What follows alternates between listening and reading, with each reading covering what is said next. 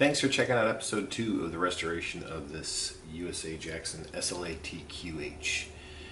In this episode, we're going to be stripping the guitar down, getting it down to just a husk. And the second part of it is we're going to be taking off this fretboard. So let's not waste any time and let's get to it. While we watched the teardown, I thought that I would give a brief history as best I know it of the SLATQH model, as well as the earlier versions of the Jackson archtops made in the U.S. The earlier variants started in 86 or 87, I believe. Different carve to the top, much softer carve to the top, similar to a Les Paul. It was a total carve on the top. It was totally rounded off where the pickups and the bridge were mounted. A thicker body. The body had ivory binding around the whole body, as well as on the neck and the headstock. The fingerboards were Brazilian rosewood on most examples, although there were a few that came with ebony and shark fin inlays. It was much more of a traditional style archtop, I guess, to go along with a traditional Les Paul type of feel to it. These were around through the 90s. Not sure when they would have made the last one of this variant, but the very low production numbers, and there's only a few made each year. The SLATQH, SLATQ90, and SLATQM came out somewhere in the early 2000s. The first variant of that was the SLATQM.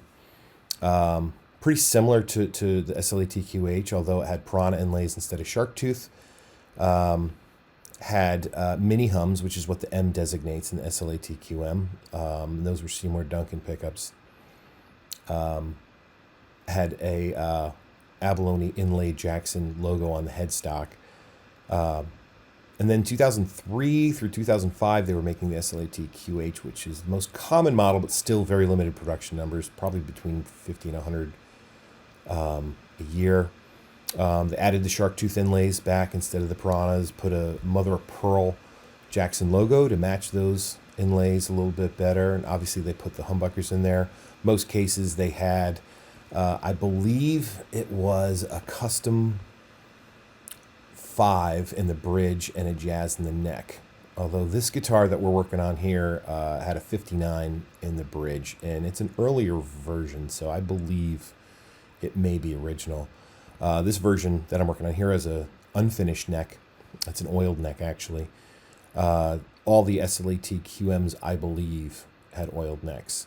It wasn't until 2004 that the SLATQH had painted necks and backs.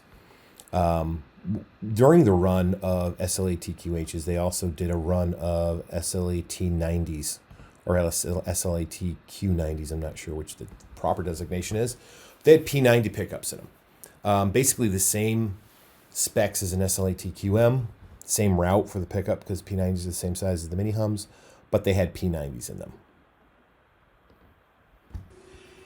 All right, now that we got this stripped down, next step is going to be working on getting this fingerboard off here. Luckily, this, like I mentioned in the previous video, this is an unfinished neck, so the binding where it meets the neck is basically just polished. So I made it pretty lucky there because I'm going to have to cut where there's lacquer. There's just a little bit of lacquer up around the edges here. I'm going to have to cut around that so when I take the fingerboard off it doesn't crack and splinter down into other spots that aren't affected by what we're doing. So I'm going to cut carefully around that. And then the rest of this is just binding on wood all the way up to here. We'll knock off the nut and we'll get going. We're going to be applying heat. This guy right here, put a couple of my neck supports on it.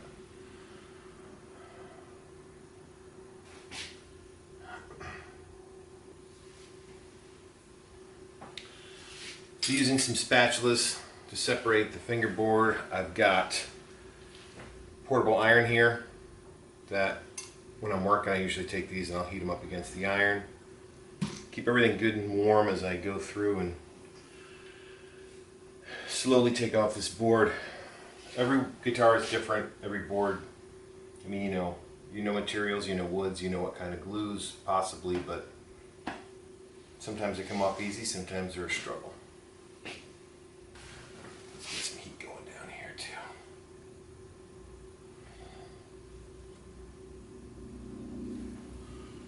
Let's shift this a little bit.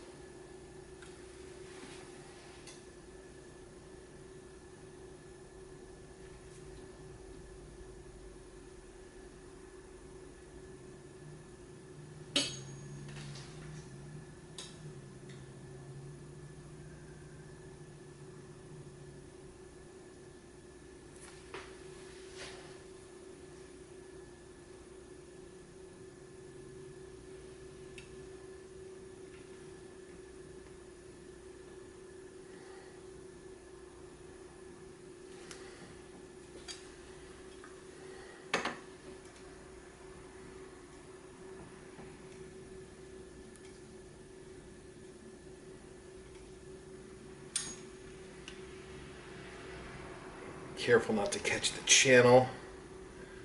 The truss rod's in. If you're coming from this angle, the blade hits the edge of that channel and you push, you're going to chip out or dig in there.